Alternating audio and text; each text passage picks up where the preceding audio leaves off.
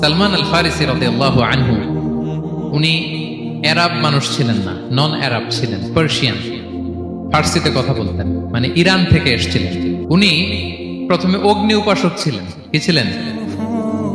অর্থাৎ ওই যে জরাথুষ্ট যারা আগুন দেখলে এরা পূজা করে, আগুনের পূজা যারা করে, জরস্ট্রেনিয়ান, এই ধর্মে বিশ্বাসী ছিলেন। আগুনের পূজা করতেন ইরানে। তিনিও আগুনের পূজা করে, তার বাবাও আগুনের পূজা করে। একদিন বাবা একটা কাজে পাঠিয়েছে, ওই কাজ করতে যেয়ে সে খ্রিস্টানদের গির্জা ক্রস করতেছিল। ছোট মানুষ গির্জা ক্রস করতে যেয়ে দেখে খ্রিস্টানরা কেমন যেন আলাদা ইবাদত করে, নামাজ পড়ে। এটা দেখে খুব ভালো লাগছে তার, খুব ভালো লাগছে। বাড়িতে এসে বাবারে বলে, বাবা আমি দেখলাম যে খ্রিস্টানরা তাদের চার্চে গির্জায় নামাজ পড়ে, এটা তো অনেক সুন্দর, আমরা যে আগুনের সামনে যা করি এটার চেয়ে ওইটা সুন্দর। বাবা বলে, খাইছে ছেলে তো আমার শেষ হয়ে যাবে। তো বলতেছে, না না বাবা, আমরা যে আগুনের উপাসনা করি এটাই ভালো। উনি বলেন, না আমি অনেক চিন্তা করেছি, ওরা যেভাবে গডের কাছে চায় ওইটা শ্রেষ্ঠ। বাবার সাথে ছেলের, সালমানের অনেক তর্ক বিতর্ক। পরে বাবা ভাবলেন, যদি ওকে না আটকাই তাহলে প্রভাবিত হয়ে সে খ্রিস্টান হয়ে যেতে পারে। তো ঝগড়া তর্ক বিতর্ক শেষে তার পিতা তাকে শেকলবন্দি করলো। কি করলো? পায়ে শেকল লাগায় রাখছে। কিন্তু ছেলে তো মনে মনে খ্রিস্ট ধর্মের প্রতি আকৃষ্ট হয়ে গেছে। তো ওই খ্রিস্টানরা তার সাথে লুকিয়ে যোগাযোগ করত। সালমান ওই খ্রিস্টানদেরকে বলল যে, তোমাদের খ্রিস্টান ধর্মের উৎপত্তি কোথায়? বলে, সিরিয়াতে। বলতেছে, এখান থেকে কোনো কাফেলা সিরিয়া যাবে নাকি? বলতেছে, হ্যাঁ, মিশনারি ওয়ার্কে একটা কাফেলা আসছে, যাবে। বলতেছে, যেদিন যাবে আমাকে বলবে। তো যেদিন যাবে তাকে এসে বলা হয়েছে তার বাবা নাই, সে শেকল ভেঙে শেকল সহ ওই কাফেলার সাথে যে জড়িত হয়েছে। দেখেন বিশ্বাস, আদর্শ মানুষকে কিভাবে উজ্জীবিত করে। উনি চলে গেলেন সিরিয়াতে। সিরিয়াতে যে এক পাদ্রির হাতে বায়াত হলেন, কিন্তু ওই পাদ্রিটা ছিল ভণ্ড। সে খ্রিস্টানদের দান সৎকা নিয়ে গরিবদের না দিয়ে নিজেই খেয়ে ফেলত। বেচারা পড়লো বিপদে, যে হায় রে, এত সুন্দর ধর্মরে কারাপ্টেড করতেছে সে। পরে এই পাদ্রি যখন মারা গেল, সালমান সে আরেক পাদ্রির কাছে গেল। আরেক পাদ্রির কাছে গেল, ওই পাদ্রি আবার অনেক ভালো, খুবই ইবাদত করে। তো ওই পাদ্রি কিছুদিন থাকার পর ওই পাদ্রিও মারা গেল। ওই মারা যাওয়ার আগে সে জিজ্ঞেস করতেছিল যে, পাদ্রি, এই বর্তমান পৃথিবীতে সবচেয়ে ভালো খ্রিস্টান পাদ্রি কে? বলতেছে, আর কেউ নাই। যদি ভালো খ্রিস্টান পাদ্রি তোমাকে পেতে হয়, জানতে হয়, তোমাকে ইরাকের মোসেল শহরে যেতে হবে। এবার মোসেলে যে সে আরেক খ্রিস্টান পাদ্রির কাছে থাকলো। কিছুদিন পরে ওই পাদ্রিও মারা গেল। মৃত্যুর আগে তাকে জিজ্ঞেস করছিল যে, পাদ্রি আপনি বলেন তো, আপনার পরে শ্রেষ্ঠ পাদ্রি কে আছে পৃথিবীতে? সে বলতেছে, আমার পরে শ্রেষ্ঠ কোনো পাদ্রি আর পৃথিবীতে নাই। খ্রিস্টান ধর্ম শেষ হয়ে গিয়েছে, নাই। তবে জেনে রেখো, শেষ জামানার নবী আসার সময় ঘনিয়ে এসছে। তিনি যে এলাকায় আসবে, এলাকাটা চারদিকে পাহাড় বেষ্টিত থাকবে, চারদিকে থাকবে পাহাড়, খেজুরের বাগান, মরুদ্যান। তাকে চেনার আলামত আছে। কি আছে?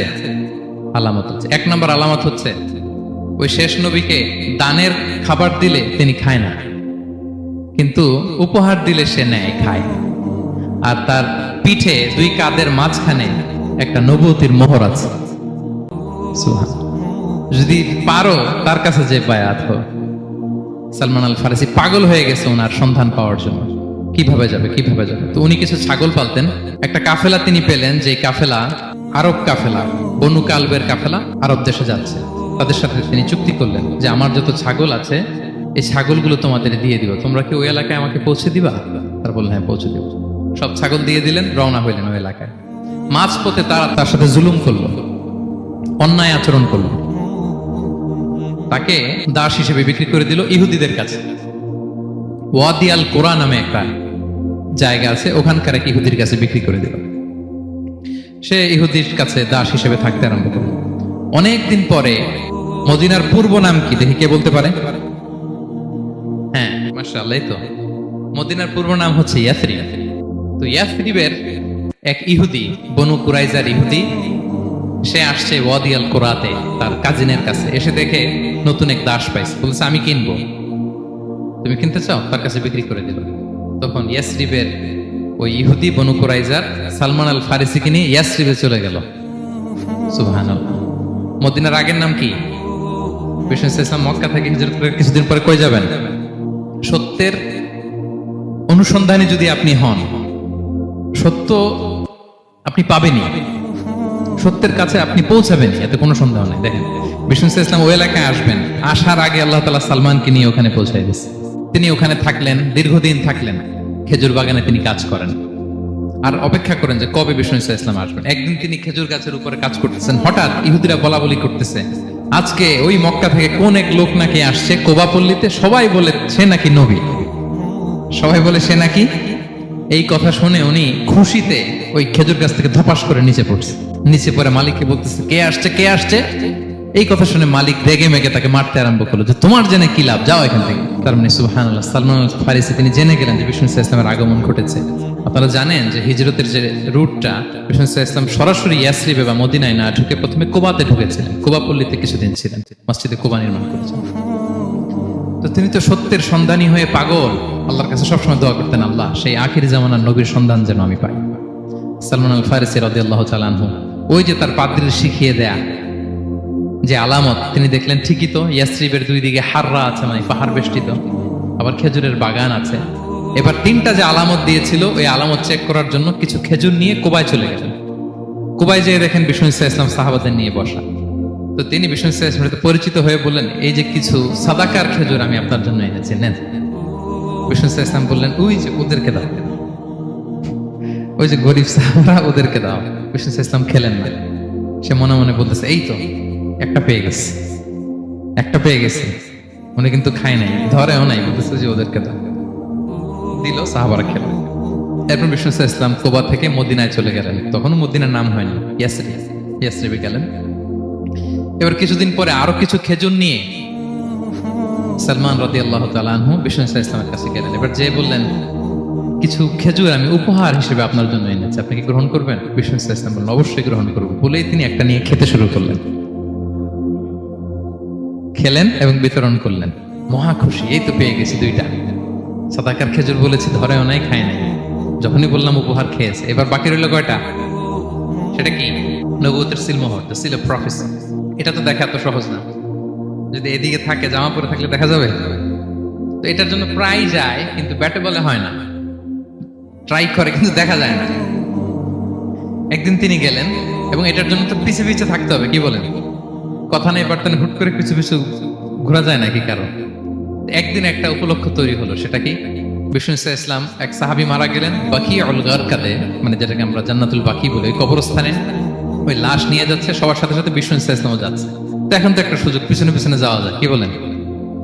এইবার সালমান এসে পিছু ছাড়ে না, নবীজির পিছনে পিছনে যায়, কিন্তু স্বাভাবিক যাওয়া না, একটা আছে সিম্পলি হাঁটা, এরকম না, একবার এদিকে যায়, একবার ওদিকে যায়, একবার এদিকে যায়। আর সাহাবারা মনে মনে ভাবে, ঘটনা কি, এরকম করে কেন লোকটা? কিন্তু বিষ্ণু ইসলাম তো জানেন কেন এরকম করতেছে, ঠিক কিনা বলেন? বিষ্ণু ইসলাম সেদিন দুইটা চাদর পরেছিলেন, একটা নিচে আর একটা উপরে, নিচে লুঙ্গি আর একটা চাদরটা দিয়ে গা ঢেকেছিলেন। বিষ্ণু ইসলাম ইচ্ছে করে পিঠের চাদরটা একটু নিচের দিকে নামালেন, যাতে করে সে যেটা খুঁজতেছে ওটা দেখে ফেলে।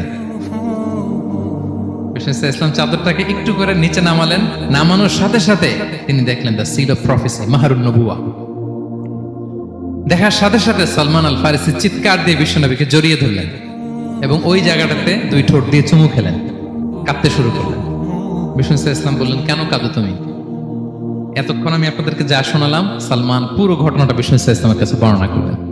বললেন, ইয়া রাসূলুল্লাহ, এই জন্য কাঁদি, আমি ছিলাম অগ্নি উপাসক, সত্যের সন্ধানে আমি খ্রিস্ট ধর্ম গ্রহণ করেছি। 3 খ্রিস্টান পাদ্রী শেষ করে সর্বশেষ যে ভালো পাদ্রীটা, উনি বলছে যে উনি মরার পরে আর কেউ ভালো পাদ্রী নাই, আখির জামার পায়গাম্বার আগমনের সময় এসেছে। পাহাড়ি এলাকা, চারদিকে খেজুর বাগান, এরকম জায়গায় উনি আসবে। আর 3টা সাইন বলেছে, উনি সাদাকা খায় না, উপহার নেয়, খায়, আর তার পিছনে থাকবে মাহরুন নবুয়া, নবুয়তি সিল।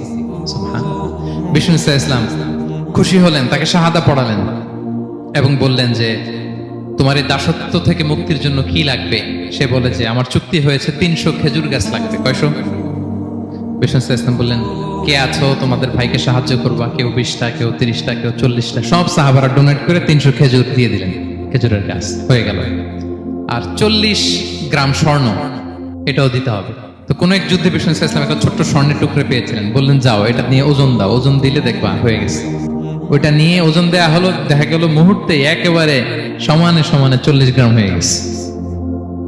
সালমান আল ফারিসি রাদিয়াল্লাহু তাআলা তারপর থেকে মৃত্যুর আগ পর্যন্ত বিষ্ণু ইসলামের সাথে ছিলেন, সবগুলো যুদ্ধে অংশগ্রহণ করেছেন। এবং 5ম হিজরিতে ওই যে পরীক্ষা খননের কথা আমরা জানি না, দ্য ব্যাটল অফ ট্রেন্চ, এই বুদ্ধিটা আসছিল সালমান রাদিয়াল্লাহু তাআলা আনহুর মাথা থেকে। এটা হচ্ছে ওনার ব্রেন চাইল্ড। কারণ আরব দেশে এরকম পরীক্ষা খনন করার ট্রেডিশনই ছিল না। উনি তো আরব দেশের না, আসছে পারস্য থেকে। ওনার এই বুদ্ধি পরামর্শ নিয়ে বিষ্ণু ইসলাম 5ম হিজরিতে পুরো মদিনার চারদিকে খনন করে এই পরীক্ষা করেছিলেন।